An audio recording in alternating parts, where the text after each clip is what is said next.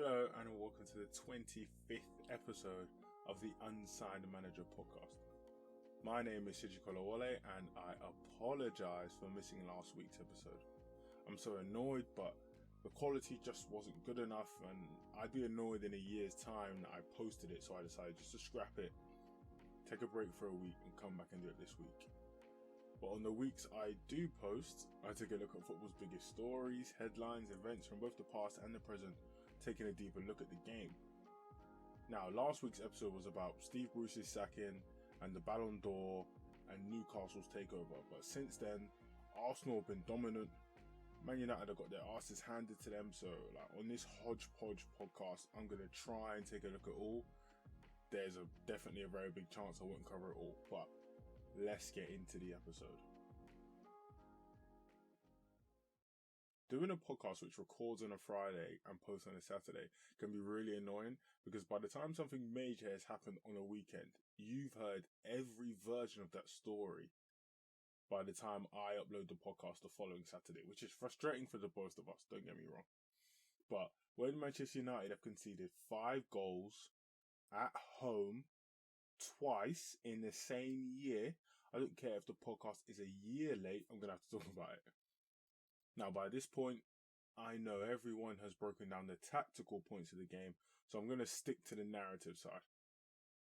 Right, so let's start with the team that won and actually deserve all the chat and all the praise. Let's start with Liverpool. I did my first 5 games of the season awards and Chelsea were the best team at the time, but I think Liverpool have taken that crown quite easily. Against Manchester City, which is one of the best games I've ever seen, Atletico Madrid, Porto, Watford, and now Manchester United, Liverpool haven't put a foot wrong since that Brentford draw. It's quite sad that United are in such a disarray because it actually takes away from the fact of how good this Liverpool team are. If you're Klopp, you must be annoyed because you've dominated your biggest rivals away from home. But all everyone's talking about is Ole Gunnar Solskjaer.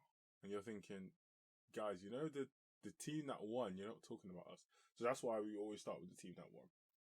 Now, before the season started, I was reading well-established football minds say that Liverpool lack depth and midfield quality and that Chelsea and Manchester City would likely just become too much for them to stop.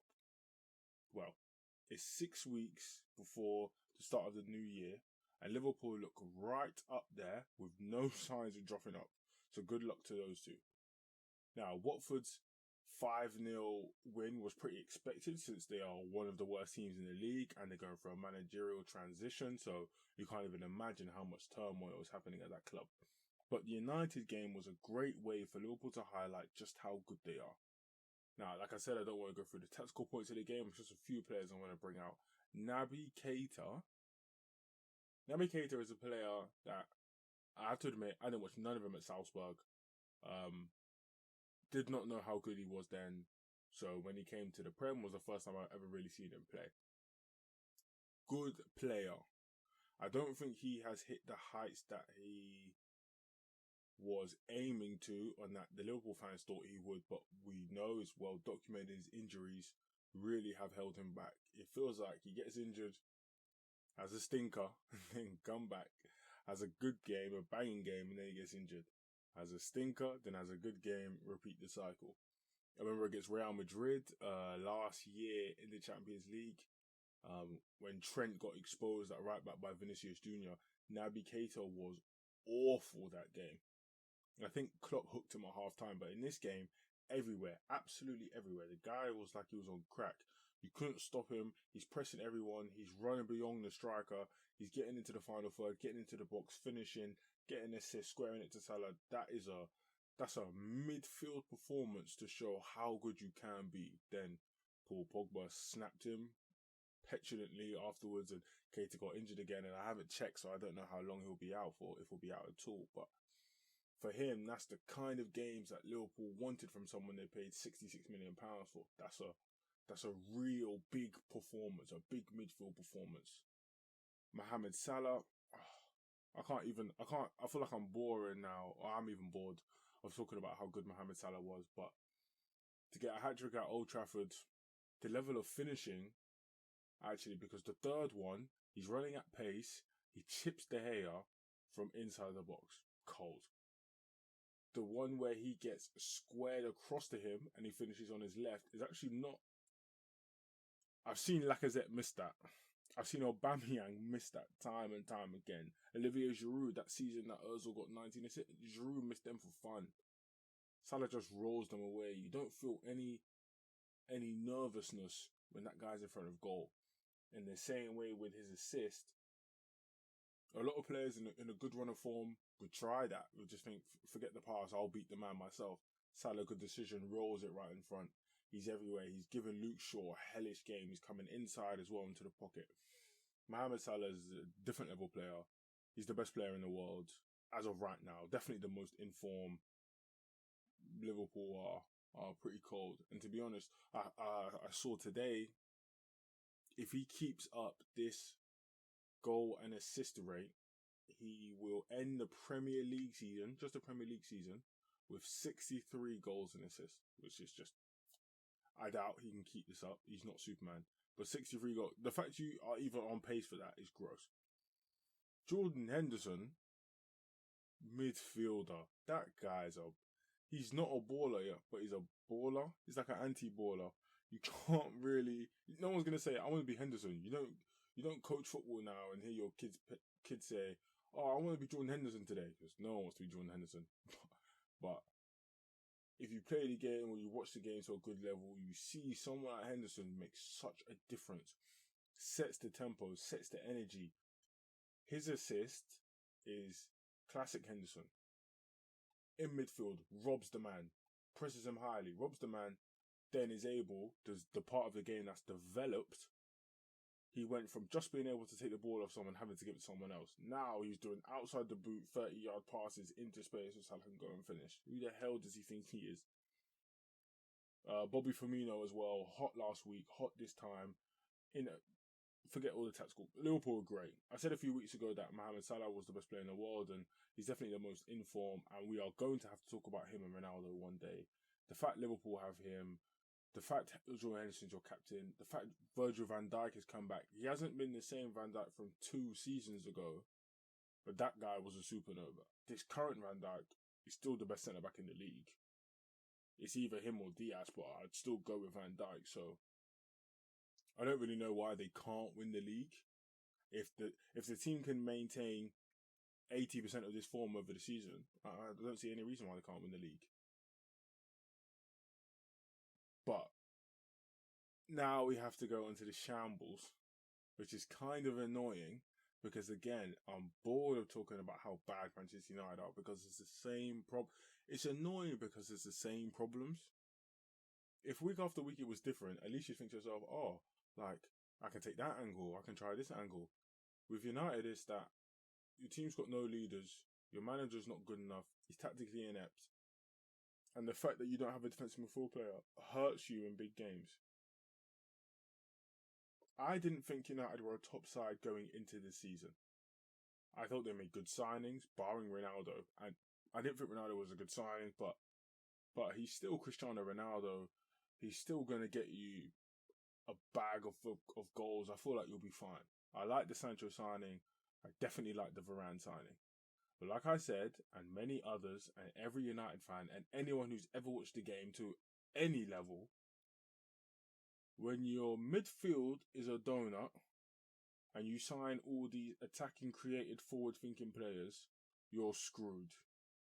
You need someone who's tough and defensively minded enough to soak up counter-attacks and presses in the middle of the park if your team is going to be this forward thinking. That Real Madrid team that won 3 Champions Leagues in a row, remember the first couple of those teams that were counter-attack flying machine. You remember them away at Bayern Munich in the Allianz, flying. Bale, Benzema, Ronaldo. You remember them at home in the Bernabeu week after week after week. If you left any space behind your back line, you were screwed. Who played in the middle of those teams? Casemiro. Liverpool's team, mad that you see the attacking. Trent goes, Robertson goes, Salah, Firmino in the pockets. Henderson now thinks that he's a 9 running past the striker. Sadio Mane sprinting down the left. Who plays in the middle of that pitch? Fabinho, Rodri, Wilfred Ndidi. I'm so bored of talking about how they need a defensive midfield player, but it's like week after week after week, you see the fact that they are hamstrung to have to play two people to do one man's job. If I'm being honest, I'm not even sure that's the biggest problem in the team right now, which is saying something.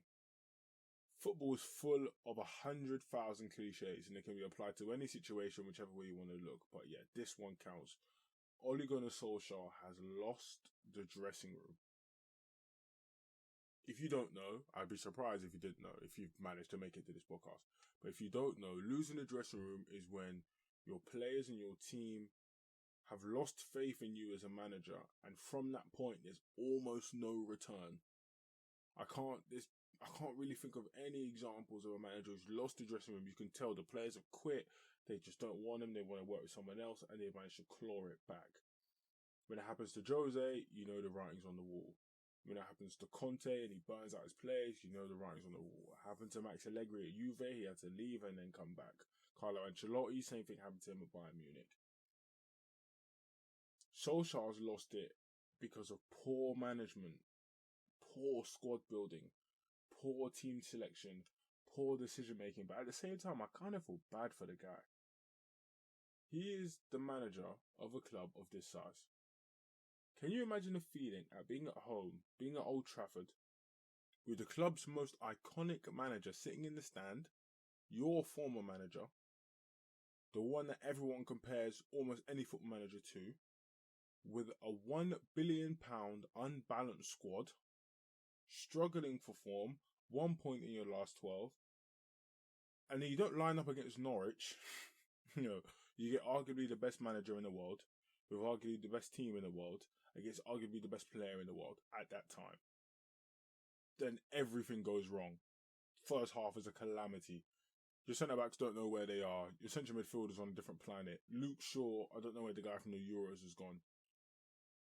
And you go into half-time 4-0 down. Can you imagine how bad that must feel? I felt bad for the guy. Beyond football, beyond tactics and all that stuff, I felt bad for Solskjaer. I can't imagine everything going that wrong. And the boos getting rained down on you from your own fans, damn, that's hard. I covered it in last week in the last episode, but Steve Bruce's meltdown after he was sacked from Newcastle really makes me feel bad for managers. There's a point in football where, and I've only just thought about this myself, I haven't really been thinking about this too much, but because you're so engrossed in the game, and I mean us fans, because we care so much, you start to not think of managers as people. Players, I feel like I don't get there with. I still think of players as people. It's probably because I can relate to that more, because most of us have played football. Not many of us have managed it for a long time, so you don't really put yourself in a manager's position. But I can't imagine what it must be like for Solskjaer or for Steve Bruce when he said he knew the owners didn't like him. He knew no one wanted him there. Everyone thought he was stupid. Everyone thought he was a cabbage head. Calling yourself a cabbage head is absolutely hilarious. But you just don't... most players don't relate to that. And I mean, us fans don't relate to that because we haven't been in that position. I can't imagine how hard that must feel. But when you're being serious and you think about it, about the game, Solskjaer's in trouble, man. I don't know how he still has that job. The stories come leaking out of the changing room about the players sticking it on him. Eric Bailly sticking it on him. Why are you playing a half-fit Harry Maguire over me? Paul Pogba sticking it on him. Van de Beek thinking, what have I got to do to get a minute? But then after the Leicester game from a couple of weeks ago where they lose 4-2, and then Ferguson has to come to training and talk to the players like a head teacher. Like when you had a supply teacher and everyone was messing around in your class, and then the supply teacher had to go call a legit one that everyone was scared of. That is embarrassing. That Antonio Conte is stalking around the United job like Randy Orton waiting for an RKO. Solskjaer has had the roughest week I can imagine. But when you do things like play a half at Harry Maguire, not pushing for a DM, playing a non-pressing front three against Liverpool's back line with the passes they have, really hasn't helped himself there. I think the board had to let him go.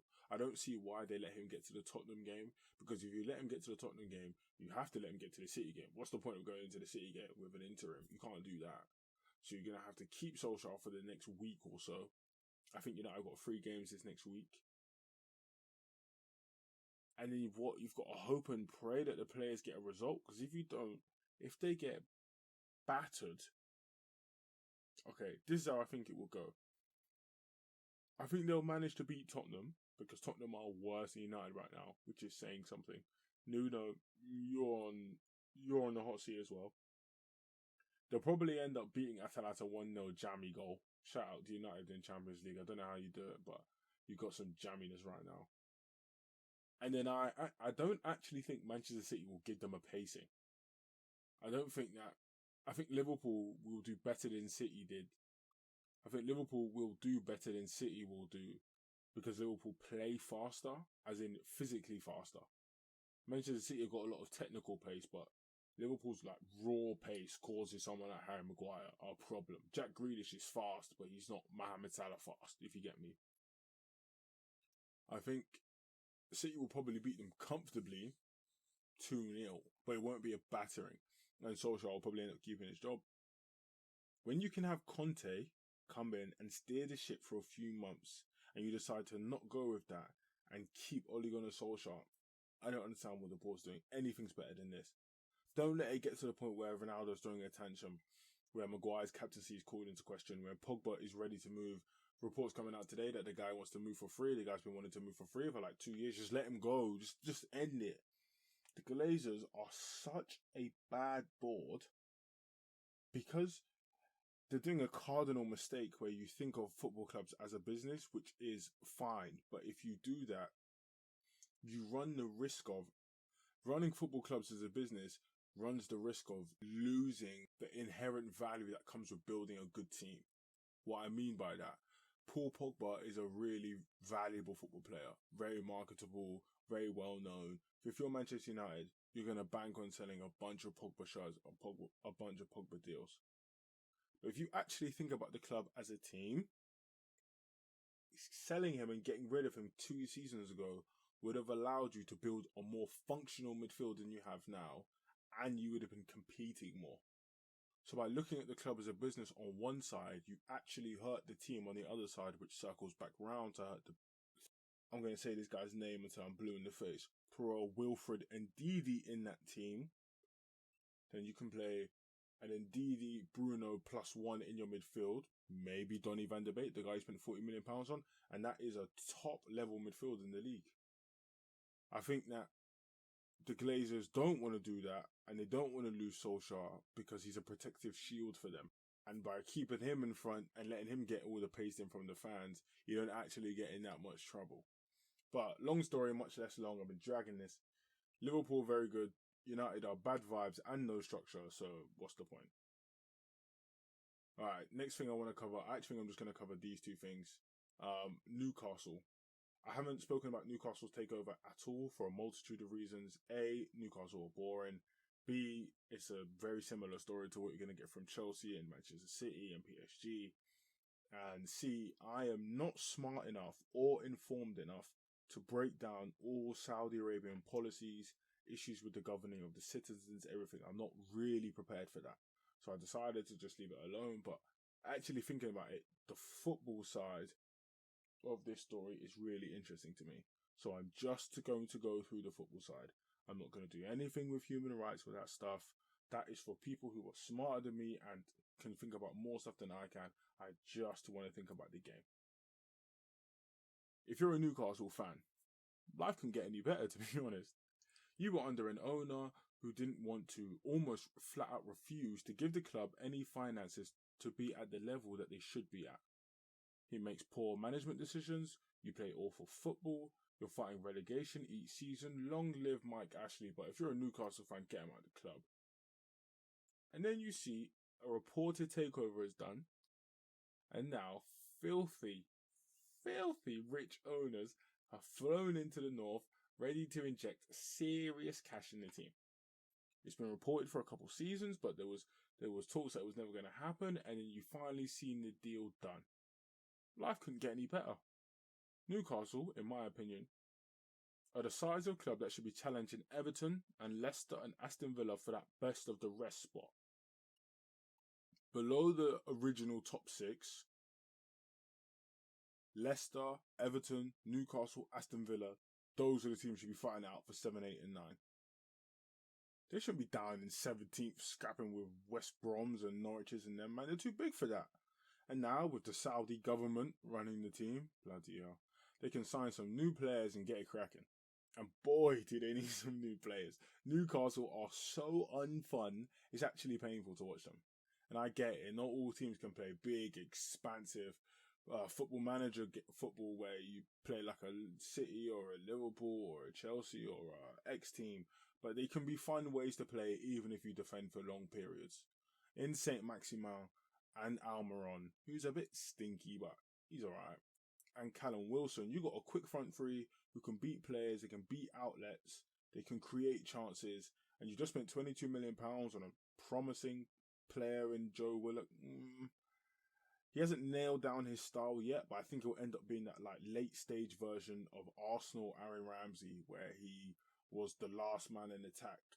Your attack is almost built to have someone pull the ball back to the top of the box, and that's where Joe Willock will run into it.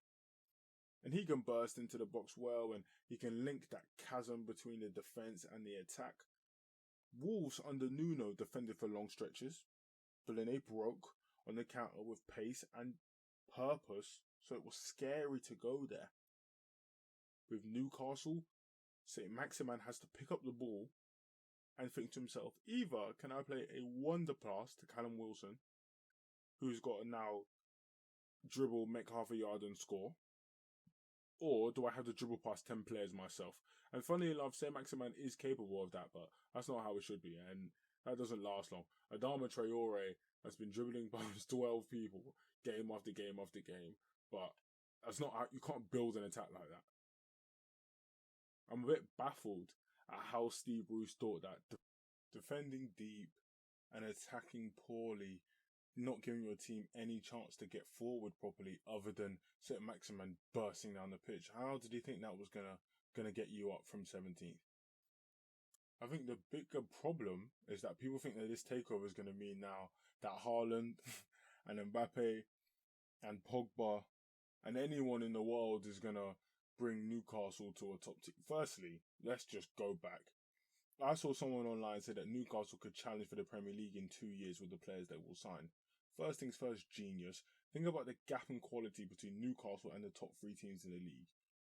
You couldn't sign Leo Messi and Erling Haaland and get close to 6th in this team. FFP would murder them beforehand if it actually works. FFP, we got issues with that. But because Newcastle would have to spend probably £900 million to compete for the league, and that's a conservative shout. Think about the level of players you need to compete for a Premier League. How much money is that going to cost? Chelsea just bought a striker, and a team that just won the Champions League, they just bought a striker for 97 mil. Manchester City just signed Jack Grealish, who plays in the same position as about 12 other players in that team, and it cost 100 million. What do you think is going to take for Newcastle to compete for the league? And I know what the media says. I know they say that top players move for money and that you pay them enough and they will come and they're mercenaries, and I hate that word because that's just so corny. Because money in football is a factor, but if you think Kylian Mbappe will be trading, living in Paris, competing for the Champions League, and being the most marketable face in his region, at least before Messi came, if you think he's trading that for the roller coaster ride that will be Newcastle's next few seasons, then I don't know what is wrong with you. I don't know why you think anyone would consider Newcastle over Manchester City or Liverpool. If you're Tuchemeni or Upamecano's just moved, if you're a top young player, you're not going to Newcastle. So what are you going to do? You're going to sign older players who are a bit past it because they want a bit of money. Shout out to them, man. Get your bread. and they're just enough of a name that it will get a buzz around the club. You're going to need that. You know what? Donny van de Beek, good signing. Take that one. Have that for free, Newcastle. Anthony Martial would be a great one. Build buzz around the name. He looking for a new start. That'd be a good shout. I wouldn't be surprised if I saw Theo Walcott go there, honestly. But you're not getting Bukayo Saka. It's not happening. Trent Alexander-Arnold, not happening. Phil Foden, forget about it. You couldn't even pay enough. The players Newcastle are going to need to compete soon aren't coming. So for everyone I've seen online that feels like Newcastle are going to be competing soon in the next 2-3 years after bigger windows, I don't know what's happening. Also, if you've ever seen any example of any team try and sign 8-9 players all in one window and make them gel, please let me know when that went well, because I have no recollection of that. Now, I don't even know why I'm so annoyed now. I hate when people think that, oh, that's it, slap a bunch of money together in a team and it'll work. There is a reason why Manchester United don't work right now. Because someone valued money and name over building a functional squad. Oh my goodness. Shout out to Newcastle and well done for your takeover, and you'll be fine, and you'll probably end up staying up this season if you get a competent manager, Lucien Favre. I saw Paulo Fonseca is probably going to become the manager. Good guy. Everything I've heard, solid manager will do enough. But when I see people say in January Newcastle are going to be making big signings, I don't know what they constitute as big signings. Because getting Donny van de Beek on loan is a big signing for Newcastle, and it will help them stay up. Is that a big signing, or is that just a signing? But the takeover is a good shout. I want as many competitive teams in the league. Between them, if they get it together, if Newcastle get it together, Leicester keep doing what they're doing, Aston Villa keep progressing without Grealish. Dean Smith, we're looking at you with a side eye, but hopefully get it back together. If Tottenham get rid of Nuno and sort out, they just need to clear out that squad and restart. Harry Kane, you can go to Newcastle.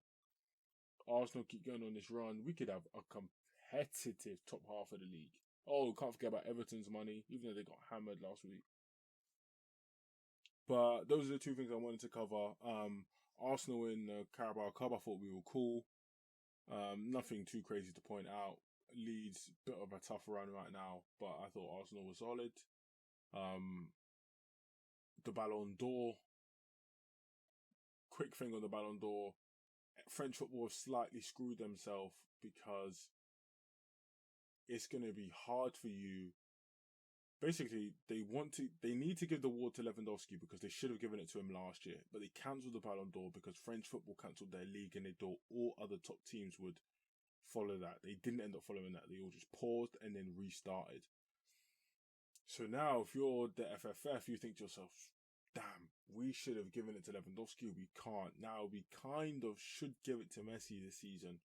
Maybe.